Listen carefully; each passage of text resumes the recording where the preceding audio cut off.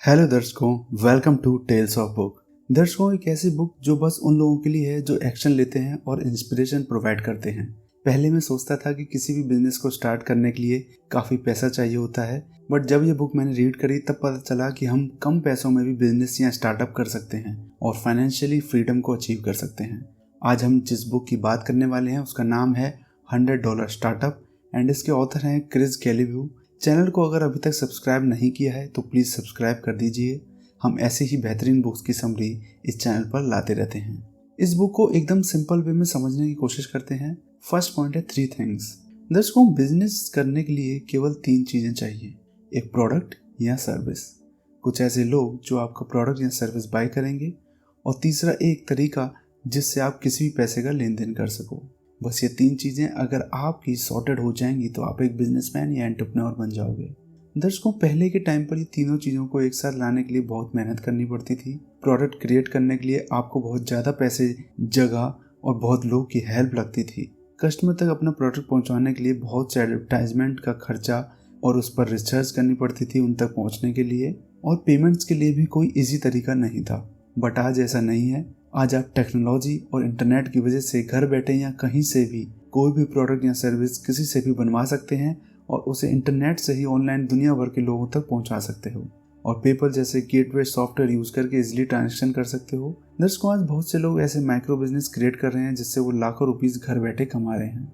Number 2, area of convergence. दर्शकों, convergence मतलब 2 circle का इंटरसेक्शन होता है, जिसमें पहला सर्कल रिप्रेजेंट करता है आपके पैशन को और दूसरा सर्कल रिप्रेजेंट करता है उस चीज़ को जिसकी लोग केयर करते हैं, जिसकी लोगों को नीड है और उसके लिए लोग आपको पे करेंगे। और आपको अगर पैसे कमाने हैं तो आपको इन दोनों सर्कल के इंटरसेक्शन वाला एरिया पर ध्यान देना चाहिए, जहाँ दोनों चीज़ें मैट हो रही हों। जैसे कि आपका पैशन है पिज़्ज़ा खाना, तो ये तो ऑब्वियस है कि अगर लोगों को इससे कोई फ़ायदा नहीं हो रहा है तो लोग आपको इसके लिए पे नहीं करेंगे। इसलिए बहुत ज़रूरी है कि आप अपने पैशन और लोगों को पसंद आने वाले काम से रिलेटेड ही कोई बिजनेस स्टार्ट करें। Number 3, the value doctrine. दर्शकों, एक सक्सेसफुल बिजनेस को बिल्ड करने के लिए आपको लोगों की लाइफ में वैल्यू ऐड करनी होगी, जिसके रिटर्न में आपकी अर्निंग होगी, जैसे कि जोमेटो ने किया। जोमेटो एज ए मीडिएटर बनकर आपको आपकी पसंद का फूड पहुंचाता है और आपकी लाइफ में वैल्यू प्रोवाइड करता है, और आपको ये वैल्यू इतनी अच्छी लगती है कि आप उसको डिलीवरी चार्ज भी दे देते हैं। इसी तरह आपको बिजनेस स्टार्ट करने से पहले ये सोचना होगा कि मैं उसे दूसरे की लाइफ में क्या वैल्यू दे सकता हूँ, क्या इस वैल्यू प्रोवाइड करने के रिटर्न में कोई मुझे पैसे देगा। और आपको वैल्यू प्रोवाइड करने के साथ साथ कस्टमर को ये भी बताना है कि आप उनको क्या वैल्यू प्रोवाइड कर रहे हैं। जैसे कि मान लीजिए इस चैनल पर जो वीडियोस हैं, अगर ये वीडियोस में आपको कुछ पैसे चार्ज करने के बाद दिखाऊं तो आपसे कह सकूं कि ये वीडियोस को देखने के बाद आप लाइफ में ग्रो करेंगे और आपकी नॉलेज इंक्रीज होगी। और आपको इस चैनल पर वीडियो इसलिए देखनी चाहिए क्योंकि यहाँ आपको कम टाइम में ज़्यादा सीखने को मिलेगा। इस पिच में हमने आपको बताया कि हम आपको क्या वैल्यू प्रोवाइड करेंगे, जो कि है ग्रोथ, और इससे आपको क्या फ़ायदा होगा, जो कि है नॉलेज, और आखिर में हमने आपको बताया कि आपको इसे क्यों परचेज करना चाहिए, वो है लेस टाइम में बुक लेसन्स। दर्शकों, अब ये तो हमने आपको बता दिया कि इस चैनल की वीडियोज़ का, लेकिन अगर आप कोई और बिजनेस स्टार्ट करते हैं तो उसमें आप कैसे अपनी पिच को इफेक्टिव बना सकते हैं। इस वैल्यू, बेनिफिट और रीज़न को फाइंड करने के लिए 3 स्ट्रेटजीज हैं। Number 1, dig deeper to uncover hidden needs. आपको आपके कस्टमर के बारे में फाइंड करना होगा कि उसकी क्या नीड्स हैं, उसको क्या चाहिए और वो किस वजह से आपको प्रोडक्ट बाय करेगा। जैसे कि हमने अपनी पिच में ग्रोथ वर्ड यूज़ किया, क्योंकि बुक समरी को भी इंसान ग्रो करने के लिए देखता है, तो आपको भी अपने प्रोडक्ट और कस्टमर के बारे में रिसर्च करके ये पता करना होगा कि आपके प्रोडक्ट्स की क्या नीड है। Number 2, make your customer a hero. इसमें आपको ये बताना है कि आपको प्रोडक्ट यूज़ करके उसे क्या क्या बेनिफिट मिलेंगे। जैसे कि अमेज़न आपके अमेज़न प्राइम खरीदने पर फास्ट डिलीवरी देता है और साथ में प्राइम वीडियो और अमेज़न म्यूजिक का एक्सेस फ्री में देता है। तो आपको भी अपने कस्टमर को बताना है कि आपको प्रोडक्ट यूज़ करने के बाद उन्हें क्या क्या बेनिफिट मिलेंगे। Number 3, sell what people buy. दर्शकों, आपको ये भी एनालिसिस करना होगा कि आपका प्रोडक्ट बेचने लायक है या नहीं, क्या ऐसे कोई खरीदेगा। इसमें आपको मार्केट एनालिसिस से ये पता करना है कि क्या इस प्रोडक्ट की मार्केट में सच में नीड है या नहीं, और अगर है तो इसमें आप क्या वैल्यू देने वाले हैं। दर्शकों, ये सब काम करने के बाद हमें एक ऑफर बना लेना चाहिए। अगर आपको अच्छी ग्रोथ करनी है अपने बिजनेस में, लोग वैल्यू बाय करते हैं, ना कि आपका प्रोडक्ट। कस्टमर ये देखता है कि आप उसकी लाइफ में कितनी वैल्यू प्रोवाइड कर रहे हैं। मान लीजिए आपके सामने 4 सेलर हैं सेम प्रोडक्ट के, तो ऑब्वियसली आप उससे बाय करोगे जो कम प्राइस में ज़्यादा वैल्यू दे रहा होगा या ज़्यादा अच्छा प्रोडक्ट दे रहा होगा।